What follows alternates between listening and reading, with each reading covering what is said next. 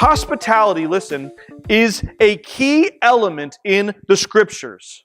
And it's something that I believe, especially in this Western world, that we have completely lost touch with.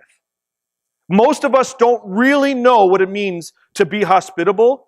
Now, I'm not laying charge to any of you individually, and actually we're a very hospitable group, and I love that about you.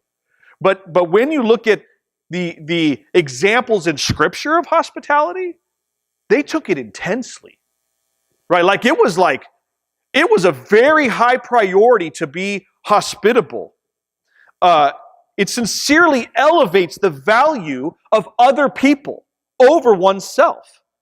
Hospitality is willing to put your needs, your situation, your challenges above my own and say, I'm going to care about what's going on in your life, take you in, help you out, support you, provide for you, do things for you that may actually put me out.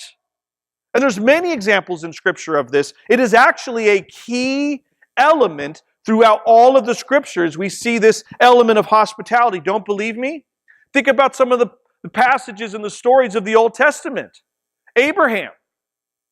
Remember when 3 guys shows up? Now, I think Abraham had a pretty good idea that these weren't just ordinary guys. Okay, I think he did. But what did they do? Wait here.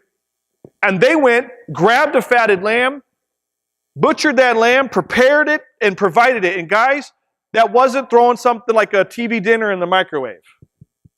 You know what I'm saying? That took some time, effort, sacrifice. It's hours. They literally went and prepared like a 4-course meal for them. Are we like that? Someone shows up. I got some cold pizza in the refrigerator. You want it?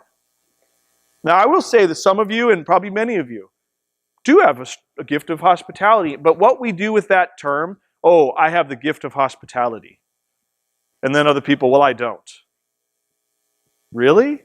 Because I think it's actually commanded for all Christians to be hospitable. I don't actually think that you're allowed to make that excuse, oh, I don't have the gift of... What you mean is you're not okay with being put out.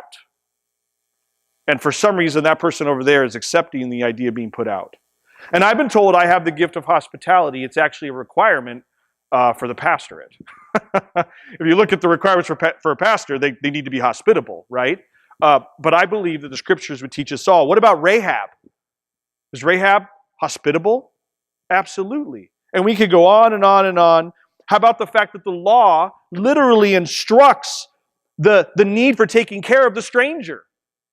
The Old Testament law gives very clear instructions towards hospitality. The Old Testament's full of hospitality. What about the New Testament? Well, I believe you can find it woven all through the gospel and the early practices of the church, where you could make a really strong case that from beginning to end, hospitality is a key theme in the Scriptures. Now, what does the word mean?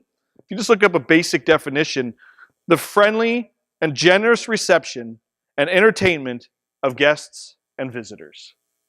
The friendly and generous reception and entertainment of guests and visitors. A local church in the area does this. It just kind of came to mind as a good example, like I kind of experienced Old Testament hospitality style.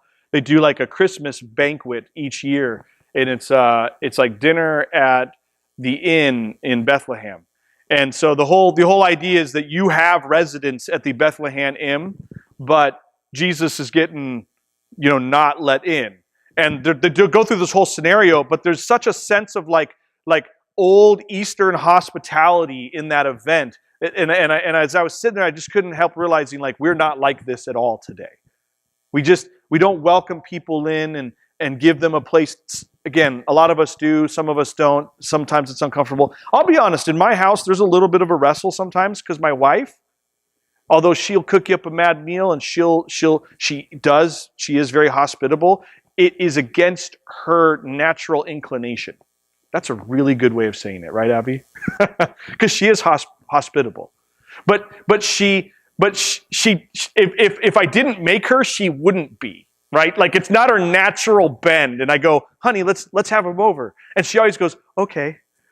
And I could see her going, You know what I mean? Because like most of you women, you want your house perfectly spotless. And which one of you does it look like, let's say this right. When we come over, does it always look like that? When you know we're coming over?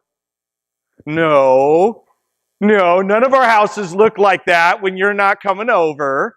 Let's all be honest. Maybe a few of you, and I know who you are, but you're in the ADD section, right? But the rest of us normal people, our houses are a mess when you're not there, and it's maybe a little cleaner when you are. That's about it, right? And let's be real with each other. Who cares if it's cluttered and a mess? Let's just enjoy each other, right? Don't use that as an excuse to not have people over.